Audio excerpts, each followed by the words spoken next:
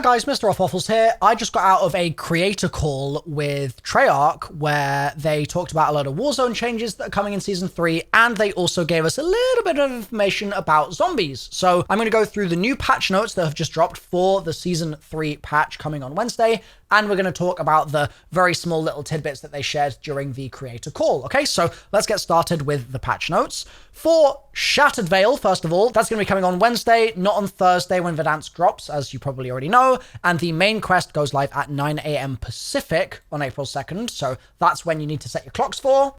I will obviously be live streaming it. We'll be making my no-nonsense guide on stream as normal, so I hope to see you there. In the Liberty Falls directed mode, they've addressed an issue that prevented the round cap from updating properly during the Liberty Falls Pack-a-Punch quest. Cool. Also, I feel like I should sort of call this out a little bit more specifically here.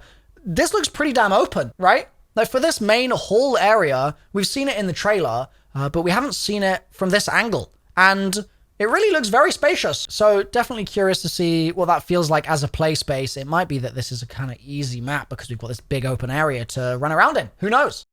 In the Tomb, they've addressed an issue where rarely the monocle wouldn't spawn at the Shock Mimic's location when killed for the Wonder Weapon quest, an issue where zombies could damage the Staff of Ice from behind the plinth, an issue where some zombies could appear jittery when attacking the Staff of Ice, an issue that caused black smoke to come out of the playable character on death, an issue where the max ammo after a special round would spawn far away from the player if they were in the Roma Mausoleum, and an issue where sections of the barrier denoting the Vermin Trial Zone were not always present. So these are pretty sort of small little tweaks here and there, but glad to see them.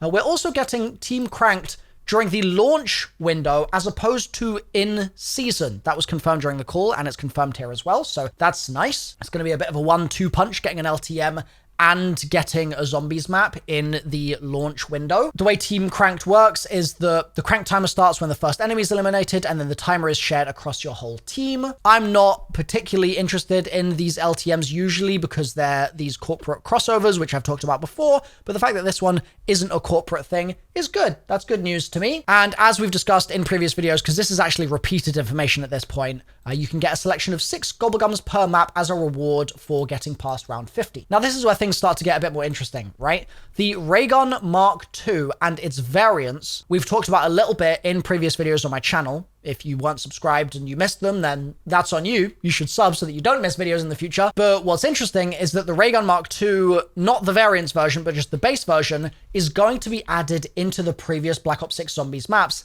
into the mystery box, later in the season. So this won't happen at launch. If you want to use the Mark II at launch, you'll need to play Shattered Veil. But then come mid-season, you'll be able to pull the Ray Gun Mark II on Terminus and stuff like that, which should be quite interesting for both the newbie players on those maps that are struggling with those Easter eggs, and also the hardcore folks that just want to kind of mix the gameplay up a little bit. However, I can see this having negative consequences for speedrunners who want to do gobblegums on speedruns that require them to use a gobble to pull a specific wonder weapon out of the mystery box. So Treyarch, I'm flagging this for you now. I'm sure there will be some discussion about this, and maybe you can figure out a smart solution. Maybe, but maybe not. Maybe that's just going to be the way that things are. You will be having impacts on speedrun leaderboards by doing this, basically. So just be wary. Now, the actual details of what the variants do, we've already talked about in previous videos, so I'm not going to cover that here. The Wunderwaffe will not be being added into the mystery box. It's just the Ray Gun Mark II base version, not variants. And they've also made a couple changes here.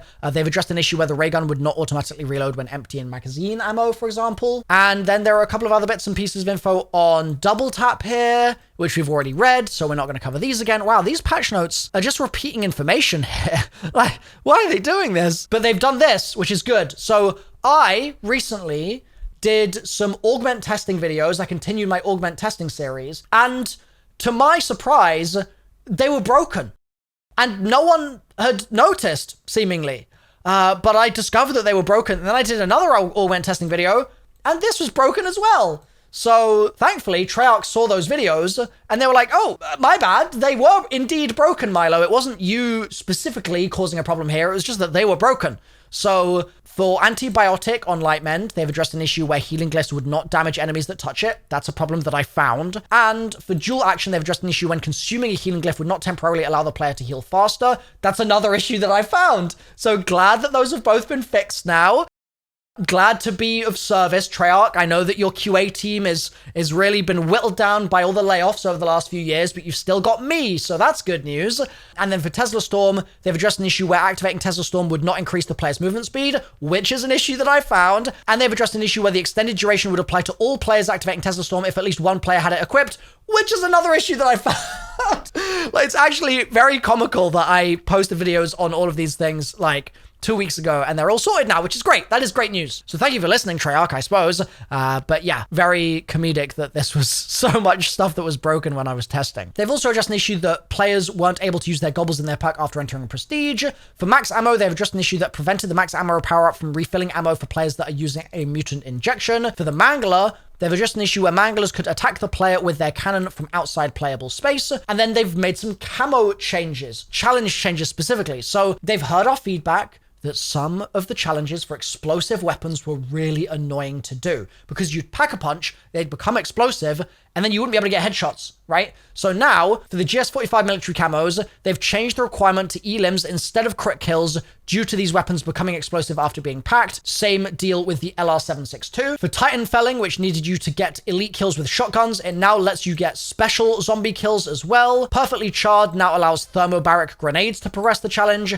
And for Stalking Prey, they've removed melee weapon requirements so all weapons can progress the challenge. And they've basically done these because they've, like I said, heard our feedback that there are certain challenges out there that just suck to do. And I'm glad they're listening. It's really late in the game's life cycle to be doing these changes. Like, this really should have happened in December, maybe? But still, a win is a win, I guess. Then in UI, there's like a ton of stuff here. Wow. So they've addressed an issue where the earned reward was missing from the notification after completing a main quest. An issue where the vote prompt could stay on screen after taking a fast travel. An issue where the deadliest weapon was incorrect in the after action report. An issue where reward notifications would overlap with the round cap callout in directed. An issue where the equipped ammo mod was hidden behind your support when using akimbo weapons. I've had this problem a lot on stream. I've constantly had people telling me I don't have an ammo mod when I actually do. It's just behind my support, so I'm glad that that's finally fixed. They've addressed an issue where blueprint icons would be misaligned when viewing at ground loot.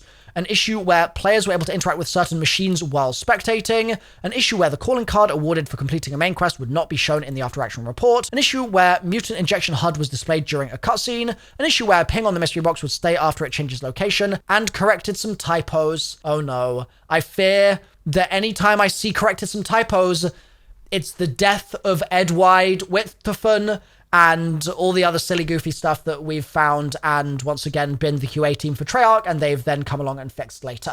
So that's probably what's going on there. Then in graphics, they've addressed an issue when using the timeout gobblegum while a white flash occurs could leave the screen white. Huh? Okay. They've addressed an issue with visuals during the gold armor side quest on the tomb, an issue where the ray gun would be misaligned with player hand when in third person prone supine, an issue where the pack-a-punch camo for the Donatello's bowstaff blueprint would not cover the entire weapon, an issue that caused the fire eater beam smasher blueprint to not be visible at short distances, and an issue where some white flashes could be seen during the Terminus boat race side quest. So, some positive changes there, I suppose. And then in audio, an issue where no sound effects played when interacting with the bottom row of keys on the keypad in Terminus. That's so niche. And various stability fixes as always. So that's the stuff that's in the patch. Overall, it's kind of a dull patch. For a new season, I was sort of expecting there to be a little bit more in here, to be honest. Like, maybe it'll be a little bit more juicy, but maybe they're just saving the slightly juicier patch for once the new map is live. And so it's not really a problem at all that this is quite a sparse patch notes. It's perhaps just a sign that the game is in a fairly decent state right now. It doesn't really need a lot of changes. So I guess that's a good thing, right? So now let's talk about some of the things that are not in the patch notes, but that Treyarch specified to the 50 to 60 creators that they had in the creator call earlier today. So I'm just going to quote them because I just wrote down what Kevin Drew said, basically. So first of all, he said, "We're paying off a lot of things." Those are words that Kevin Drew said. So if the story doesn't meaningfully progress during this map, then I'll be very disappointed because Kevin Drew said, "We are paying off a lot of things. So I need payoffs," right? So that's exciting. If that's coming, and we're going to get some conclusions to things and tie up some loose ends, etc., that is exciting because the story's long needed that over the last few maps. Kevin says it's a really cool map, medium to large size, like we've talked about already. And so it's not just the mansion itself, but it's also the grounds of the mansion and all the various nooks and crannies that are inside it. I got some more info on what the zombie snacks LTM is. So basically, instead of having health, you have energy, and you burn that energy by moving. And so you need to get drops from zombies to get that energy back. And there is also a flow state mechanic where the longer you go without taking damage, you'll get additional benefits, and then that will be reset once you take damage. And that Zombie Snacks LTM will be dropping mid-season, and it again didn't sound like a corporate crossover, so it seems like we're getting Team Cranked start of the season, and then Zombie Snacks mid-season, which is cool. Then in terms of comparison of side quest count to previous maps, because we know physically speaking, this map's a similar size to Citadel Day More, is that the same for the side quest count? And yes, it is. So Shattered Vale will have a similar number of side quests to Citadel, and there are also unique rewards for the side quests in this map, just like how in the Tomb we got gold armor. In this map, we'll be getting some more unique stuff, so who knows, maybe we'll see the Sergeant's Beret return, or other things that they can kind of recycle from those previous games, just like the gold armor. And then,